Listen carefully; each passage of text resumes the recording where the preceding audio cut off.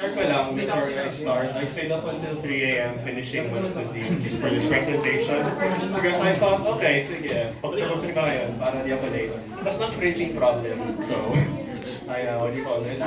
I ended up being late anyways. So, anyways, hello everyone, hello Pagmuna. My name is Lihan, but I go by Malman. And this is a presentation about a zine I made. So, next slide please. Work that stage, boy. A little about me. I started making zines not that long ago actually. The one I'm presenting is my second ever zine. That's all. I just needed this zine making space.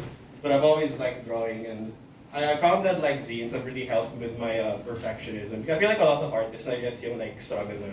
You feel the need to make everything like clean and presentable, ready to be posted for the world to see. I feel like this as an art form, the embrace of something a bit more scrappy, a bit more DIY has helped me overcome that.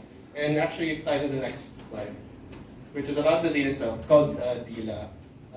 It sounds a bit, it's not, I promise. It was made with some of my friends. We have this thing called Zine Club, which is where we get together once a month, usually in Cubao Expo, and we just kind of make zines from scratch. The one I'm making is what I made it all from scratch in about like 1-2 hours with just inks.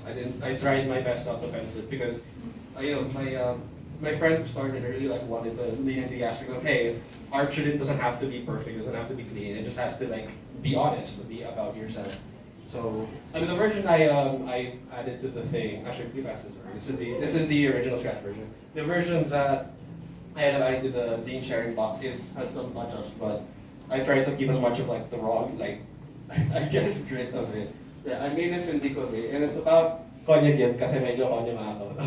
I'm a bit better. I'm better at speaking English than Tagalog, and I don't know. I guess that's not that common, but I personally have always felt some kind of guilt with it because, yeah, lost history. I don't know about you guys, but me, I don't know the history of my family that much. My family's history doesn't go very far back, and just in general, we lost a lot of our pre-colonial history. A lot has been lost to time from the various times we were colonized, or if it's just us being forgotten. I feel like us as a nation have a difficult history with our history.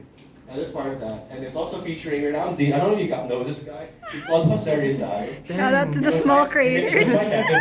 Shout out to Pepe. I love to support smaller creators. It's kind of obscure though. I know, right? Yeah. He's very niche. So esoteric. He's very niche. He did this really, what do you call it? This really cool work, but it's very underground. It's called Loli Met. Oh yeah, next slide please. And this is the slide itself. First slide is called Dila. Also some further context, since this was about medyo Konyugil, I specifically tried to not look up anything on Google Translate. I wrote this all in Tagalog. It's a bit like literature heavy, but like I wrote it all in Tagalog. I specifically tried not to translate anything with Google Translate. So if any words sound out of place, you know why.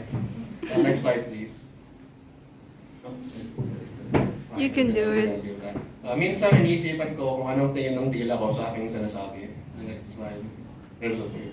Mga tula, mga opinion, malingway. Next slide. Kung paano nagsasayaw siya sa wikang banyaga, muling nagiging yelo sa pagtugon ng sariling wika. Next slide. How is the filming more clear than the image on the screen? Hindi maitigil. Luway pinalabas para sa pinunong nakalimutan o kaya hindi na matakpuan. And then the last pages. Patawad ko, Pepe. Sorry, Jose. The next slide. And yeah, I made this before I left, so it's not that we call this as elaborate as the other ones. But this was my second slide and meant a lot to me as someone that's been trying to learn how to speak Tagalog better because I do want to write things in Tagalog. I want to connect to that part of myself, but I feel like for most of my life I've never really been able to connect to it.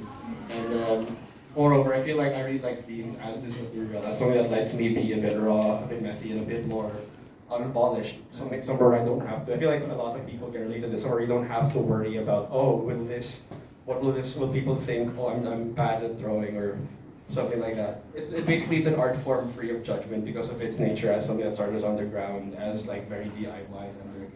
And yeah, that's my presentation. Thank you so much for listening. If I'm already on Twitter, sadly. Please help me. That's all. Thank you. Oh, you're not gonna ask questions? Okay, yeah, sorry. Wow. Are there any questions? Yeah. I really enjoy your work. It was really good when I read through it. I also struggle with the same thing. As in, super konyo ako. I feel sad. I feel sad about it. Especially now that I'm in Binyot. Everyone... I'm also from Benue. Oh my god, these Lasallians. It doesn't make sense. These Lasallians, bro. These I'm Lasallians. really glad there's someone out there who understands the same struggles as me. Yeah, I feel like it's something that a lot of people struggle with, and not a lot of people are going to admit. Like people just understand English and they don't want to front pass. They don't know their own language. Yeah. So your work is really good. Thank you. That means a lot to me. Is there anything else? You should ask him a question. Wait, I don't know what to add. Okay, that's all. Thank you for.